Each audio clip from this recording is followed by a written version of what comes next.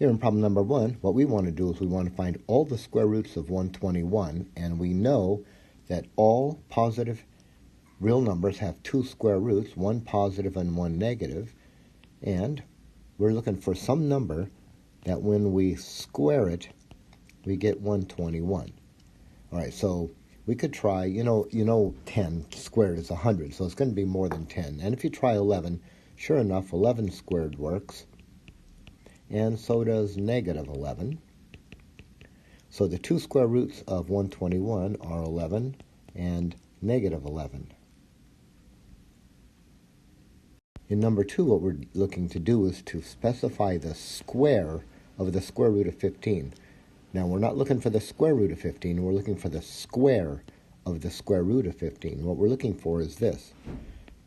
We're going to take that square root of 15 and we're going to square it. And when you square a square root, the radical comes off, and we just get 15. In number 3, what we're looking to do is to find the fourth root of 81. That is, we are looking to find some number, then we raise it to the fourth power, we get 81. And you could try some. Now, 1 to any power is 1. 2 to the fourth, that's 16. 3 to the fourth, that just happens to do it. So 3 to the fourth is 81, right? 3 times 3 is 9, times 3 again is 27, times 3 again is 81.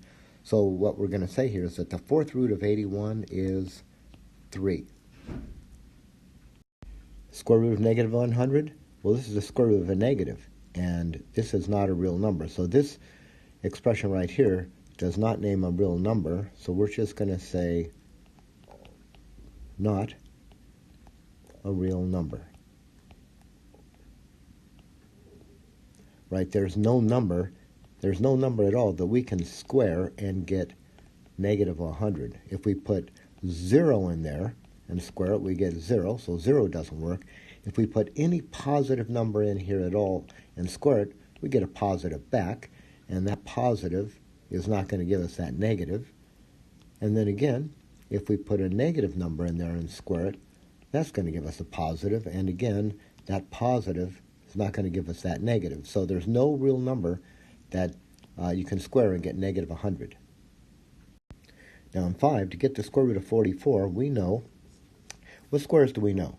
We know 2 squared is 4, and does 4 go into 44? It does. So what I'm going to do here is I'm going to break this square root of 44 into two numbers, one of which I know the square root of, 4 times 11.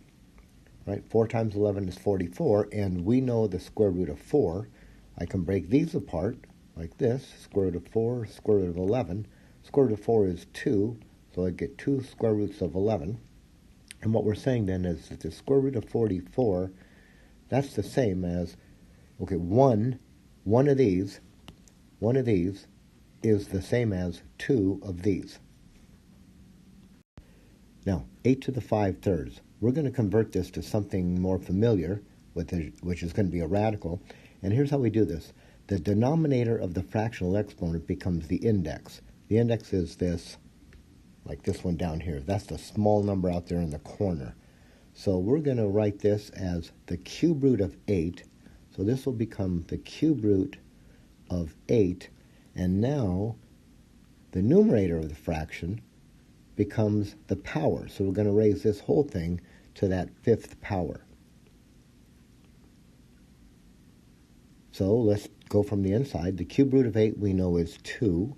So this will be 2 to the 5th. And 2 to the 5th is 32. Let's just run through it again. So we've got 8 to a fractional power here. And the denominator becomes the index, and the numerator becomes the power to which we're going to raise this. Let's look at this one here in number 7. We've got 16 to a negative exponent.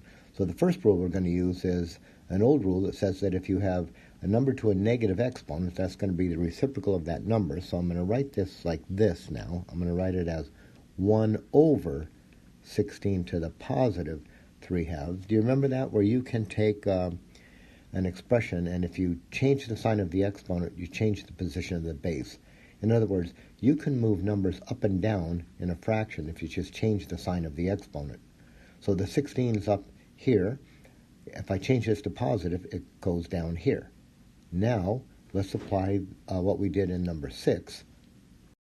We're going to have 1 over,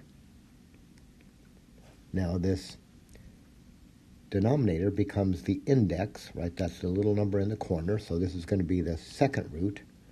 I'll go ahead and write it so we can see it. The second root, the square root of 16, and the numerator becomes the power that we're going to raise this thing to. So this will become to the third power.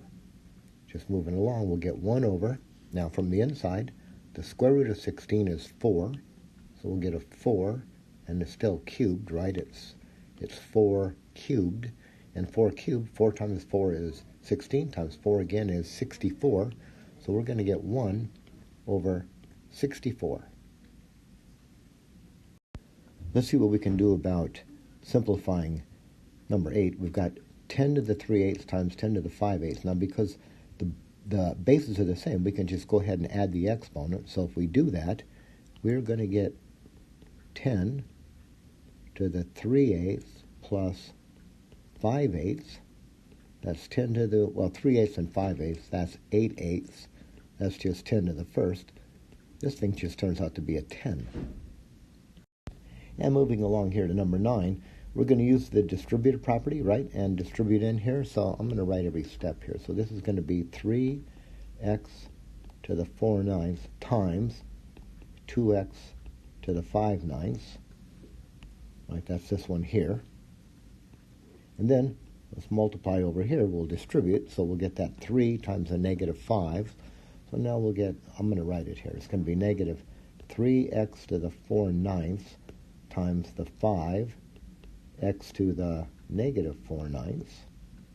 Let's take care of this one.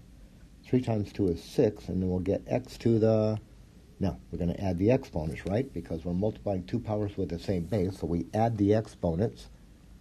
We can either just go ahead and add them or just indicate it. How about 4/9 plus 5/9? And then negative 3 times 5 is going to be a negative 15, so minus 15x to the, add the exponents, 4/9 plus negative 4/9. This is going to give us 6x to the, now 4/9 and 5/9, which we could have done back here. 4/9 and 5/9, that's 9/9. That'll be a 1 in the next step. Minus 15x to the, what do you get here? 4/9 minus 4/9. That's just 0. Now, right here, this is going to be 6x to the first minus 15 times, do you remember this one? X to the 0, that's a 1.